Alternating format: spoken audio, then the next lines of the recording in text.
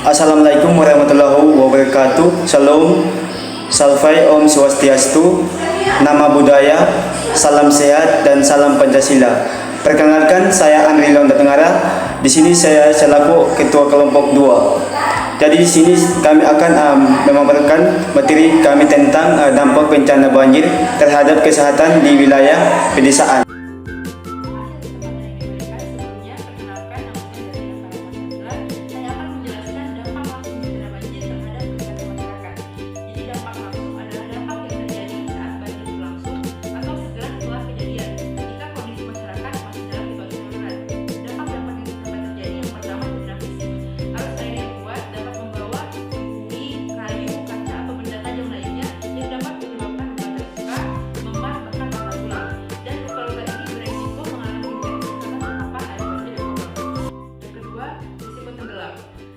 Arus air yang sangat deras, kemudian ketinggian air yang terus meningkat dan minimnya visibilitas dapat menyebabkan seseorang berisiko mengalami tenggelam, khususnya kelompok rentan seperti lansia dan anak-anak karena terbatasnya kemampuan fisik.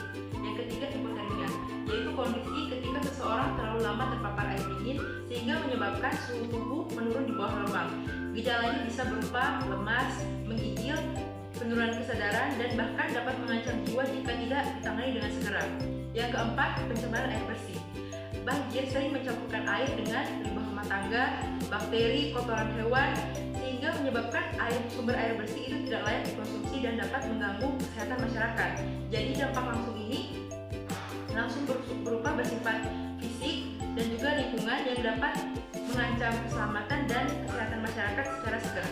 Selanjutnya, dampak jangka pendek akan dijelaskan oleh teman saya. Baik, terima kasih atas waktu dan kesempatan yang telah diberikan kepada saya. Sebelumnya, perkenalkan saya Yuni Novita Puambusa. Jadi di sini saya akan menjelaskan dampak jangka pendek banjir terhadap kesehatan. Jadi dampak jangka pendek itu merupakan dampak yang muncul beberapa hari atau beberapa minggu setelah terjadinya bencana banjir.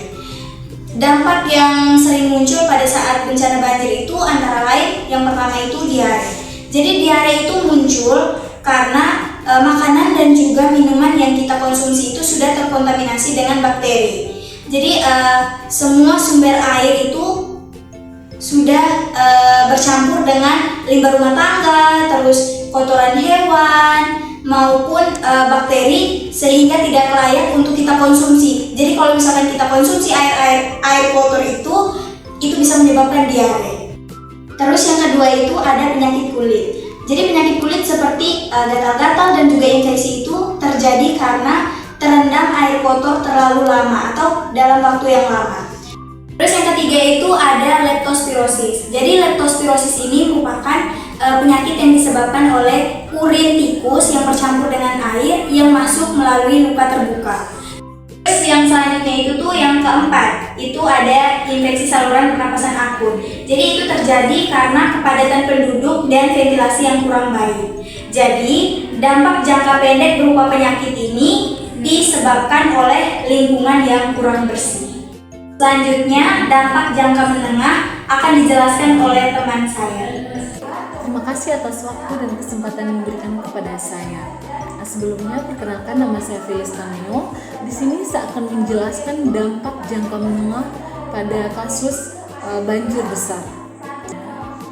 Dampak jangka menengah adalah dampak yang muncul pada minggu pertama hingga beberapa bulan setelah banjir terjadi.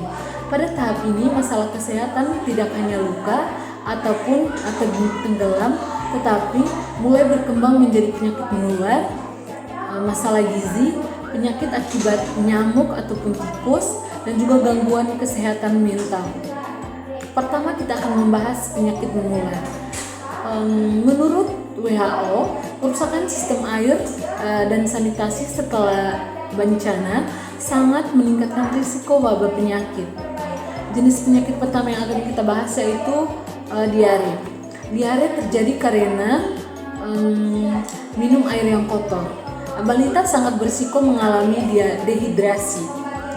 Kedua, demam tifoid atau tipes yang disebabkan makanan dan minuman yang terkontaminasi dengan bakteri. Yang ketiga itu masalah gizi. Dalam skenario disebutkan terjadinya gagal panen dan kekurangan pangan. Akibatnya asupan makanan masyarakat berkurang.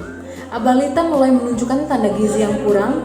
Ibu hamil juga jarang memeriksa kehamilan dan dampaknya adalah anak menjadi kurus, berat badan tidak naik, dan daya tahan tubuh menurun. Pada ibu hamil terjadinya anemia. Terus, jika kondisi ini berlangsung lama, dapat menyebabkan stunting yaitu kondisi tubuh pendek akibat kekurangan gizi yang kronis. Penyakit berbasis vektor. Dampak berikut adalah penyakit akibat vektor seperti nyamuk dan tikus. Genangan air pasca bencana menjadi tempat berkembang biaknya nyamuk. Hal ini meningkatkan risiko demam berdarah dan malaria di daerah tertentu. Selanjutnya, leptopsirosis. Penyakit ini disebabkan oleh bakteri dari urin tikus yang bercampur dengan air banjir. Anak-anak yang bermain di genangan air tanpa alas kaki sangat berisiko tertular penyakit ini. Yang berikutnya itu gangguan kesehatan mental. Dampak jangka menengah juga mencakup gangguan kesehatan mental. Setelah beberapa minggu atau beberapa bulan, masyarakat mulai merasakan tekanan psikologis akibat kehilangan rumah, gagal panen, dan juga ketidakpastian ekonomi. Gejala yang muncul antara lain cemas, sulit tidur, mudah marah, sedih berkepanjangan, dan merasa tidak berdaya.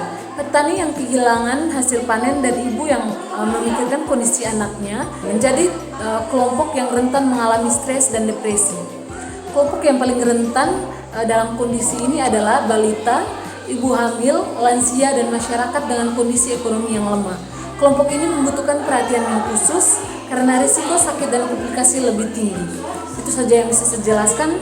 Selanjutnya akan dijelaskan oleh teman saya. Baik, perkenalkan nama lengkap saya Helena Leticia Waktu. Di sini saya akan menjelaskan pengertian dampak jangka panjang.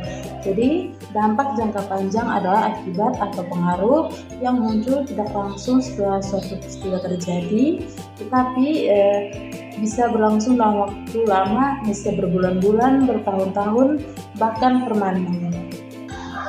Berdasarkan skenario banjir besar berkepanjangan di wilayah pedesaan, dampak jangka panjang yang dapat dijelaskan yaitu sebagai berikut. Yang pertama itu ada dampak kesehatan. Peningkatan stunting pada balita akibat kekurangan gizi yang berlangsung lama, meningkatnya penyakit menular seperti diare, kemudian ada penyakit kulit karena sanitasi dan air bersih yang belum pulih sepenuhnya.